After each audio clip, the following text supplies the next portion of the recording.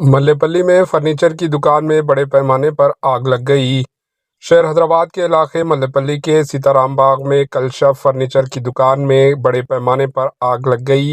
मुकामी अफराद ने इस आग के साथ कसाफती धुआं को देखकर फायर ब्रिगेड के अमला को इस बात की इत्तला दी, जिसके बाद फायर के हुक्काम ने अमले ने वहां पहुंचकर काफ़ी जद्दोजहद के बाद आग पर काबू पा लिया। आग लगने की वजह मालूम ना हो सकी। इस वाक़े में किसी जानी नुकसान या फिर किसी के झुलसने की कोई इत्तला नहीं मिली।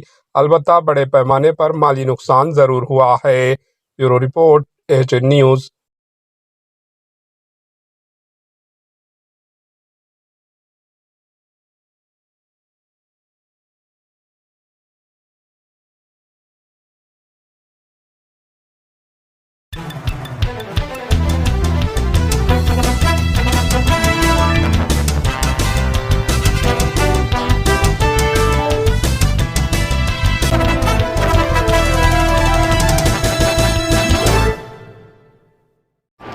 एएचएन न्यूज़ को लाइक करें, शेयर करें और सब्सक्राइब करना ना भूलें।